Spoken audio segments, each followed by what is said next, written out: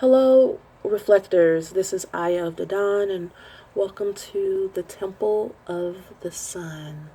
How are you guys? I have been trying lots of new things lately and just trying to get out of my comfort zone by like going to boot camp and stuff like that. And reflectors, I did tune into you before I did this video, and you know what I got was for you to follow um, the guidance of the moon. And the question for you for the month of October would be, what direction should I go in? So we're going to clap 3 times and clear out the energy and make way for clean energy for you.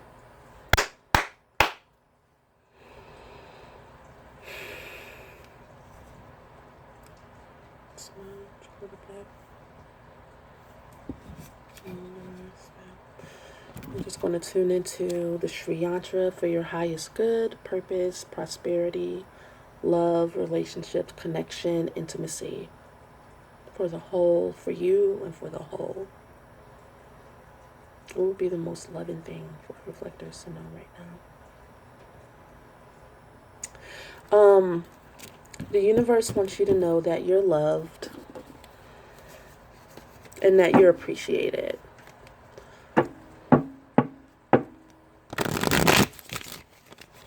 Reflectors, the question is, what direction?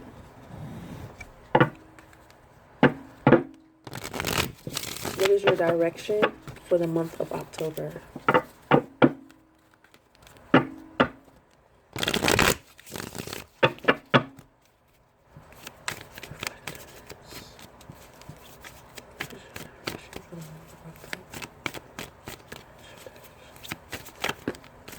Oh, first card.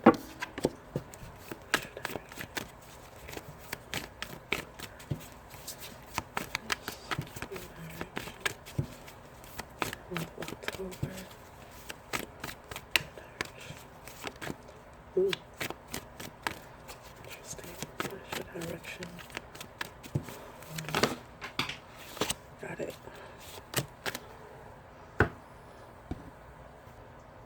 Okay. So, like, a whole shebang of cards, like, came out for you. And the first card that popped out was the celebration reversed with because your cards came out in twos. It's interesting.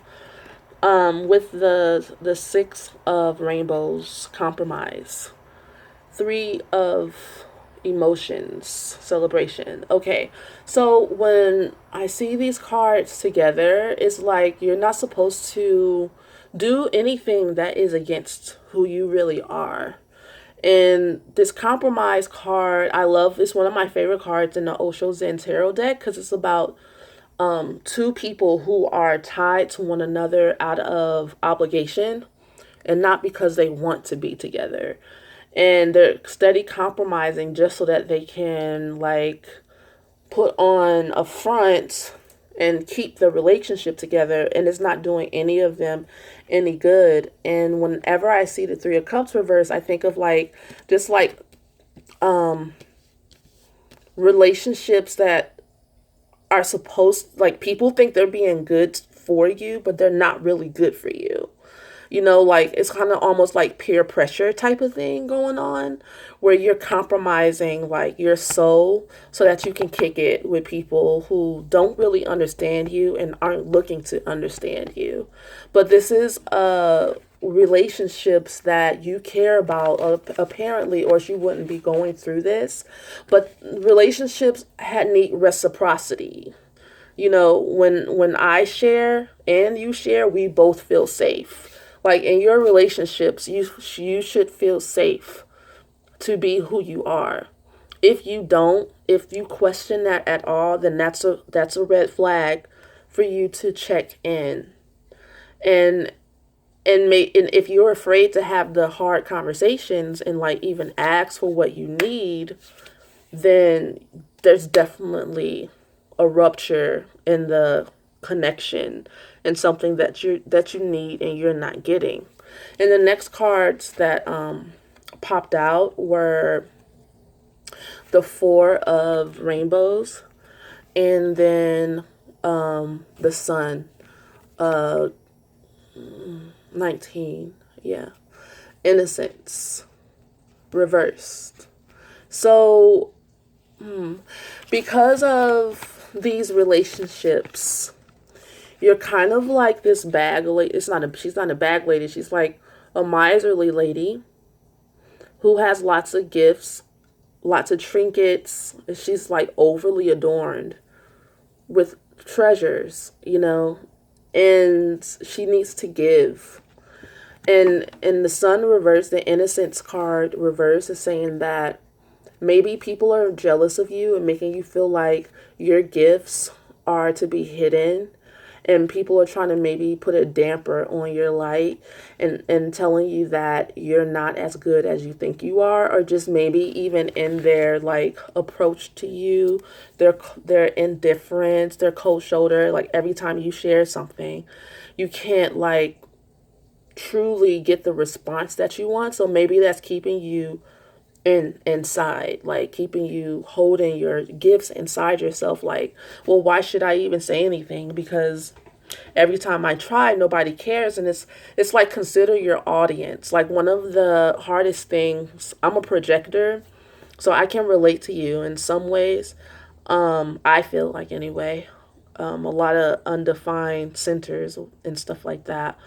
One of the hardest things to learn, but once I got it though, is to consider my audience. Look at who I'm sharing my pearls of wisdom with. These pearls you have here, these treasures you have. It seems as though you would like to share your treasures with the people that you care about, but they're not your audience. It's not your target audience that you need to be speaking to. And you mean well, but it's kind of like falling on deaf ears. Like, you're innocent to your core, and maybe a little bit too sweet, and maybe naive about like how people are actually not receiving your message. And so it keeps you kind of going round and round in circles, instead of actually giving your message to people who would be an open heart to hear, and people that you will actually help. Because it's in your innocence that you'll find your treasure.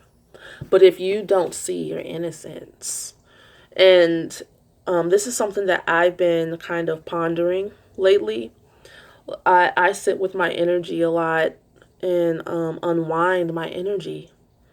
And what I've been seeing, like, the split between like who I really am, and who I've been trained to how I've been trained to feel about myself. And it's a big difference. One part of me is so still, at peace, and unbothered, like a real unbothered, like neutral and loving, innocent, pure, and not necessarily kind, because kindness is a action to me, but no need for the action at all, like the purest part of me. And then there's the me that's in turmoil, insecure, doubting, just wondering where the next validation is going to come from, just completely schizo, and unable to cope. And I'm like, whoa, what got me there? What's going on now? I already know. But sometimes you ask just so that you can clear away energy, not because you don't know. But what I've been finding is that one part of me that's already healed, that is the healer within me, I can use it to help soothe, because the other part of me just is like going crazy, trying to get validation and love from mom and brothers and sisters and society. It just wants to know what it got to do to fit in. Some Duh. You know? And so I can see that here. You might squander and hold your gifts. You might give a little bit, and then if people don't respond, you're like, fine, I won't say anything else. Pass the blunt then. You know, and that's not really where you're at right now. And you've probably never been there. And the universe just is like trying to tell you that this is not your target audience. And the next card that came out is the Eight of Emotions, and it's about letting go. And I love the story in the Osho Zen Tarot booklet about this water droplet that is a part of the lake or the ocean or the pond or wherever it is these lily pads are, lotus pads, whatever they are. And just because you might be separate from the ocean for a second, and it might take you some time to drop back in to the ocean, it doesn't stop you from actually leaving where you're at now and getting to your destination. It might feel like you're falling into an abyss of nothing, but you're falling back home into oneness, into wholeness. And whenever I see the Eight of Cups, I see and know that this is going to take some time. But if you make the effort to begin the process and begin the mourning process and be real and be honest about like your separation anxiety and the PTSD you might have from being close to certain people and letting go certain people, the attachments that come along with it, you're being asked to let go of attachment.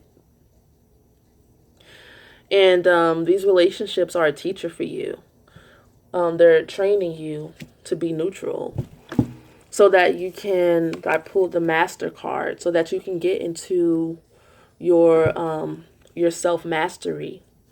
Now, this card is reversed. And these cards came out together.